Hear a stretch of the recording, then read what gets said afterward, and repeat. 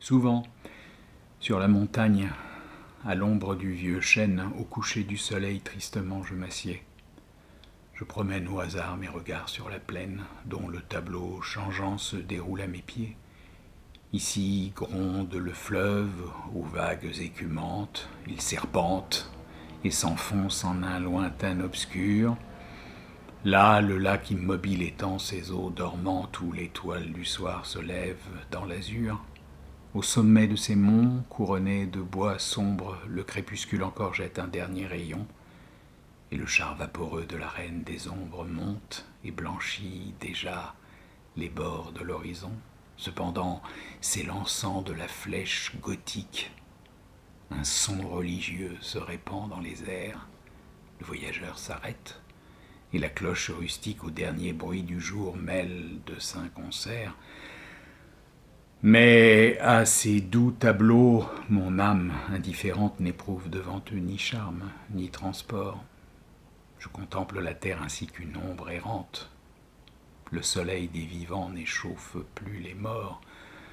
De colline en colline, en vain portant ma vue, du sud à l'Aquilon, de l'aurore au couchant, je parcours tous les points de l'immense étendue et je dis nulle part le bonheur ne m'attend. Que me font ces vallons, ces vallées, ces chaumières, vains objets dont, pour moi, le charme est envolé.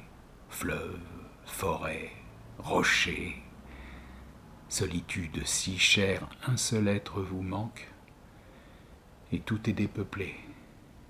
Que le tour du soleil où commence, où s'achève, d'un œil indifférent je le suis dans son cours, en un ciel sombre ou pur qu'il se couche ou se lève.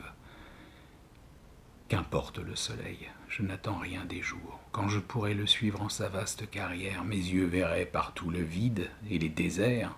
Je ne désire rien de tout ce qu'il éclaire, je ne demande rien à l'immense univers, mais peut-être au-delà des bornes de sa sphère, lieu où le vrai soleil éclaire d'autres cieux. Si je pouvais laisser ma dépouille à la terre, ce que j'ai tant rêvé paraîtrait à mes yeux. Là, je m'enivrerais à la source où j'aspire. Là, je retrouverais et l'espoir, et l'amour, et ce bien idéal que toute âme désire et qui n'a pas de nom au terrestre séjour. Que ne puis-je porter sur le char de l'aurore, vague objet de mes vœux m'élancer jusqu'à toi, sur la terre d'exil? Pourquoi restais-je encore? Il n'est rien de commun entre la terre et moi. Quand la feuille des bois tombe dans la prairie, le vent du soir se lève et l'arrache au vallon. Et moi, je suis semblable à la feuille flétrie.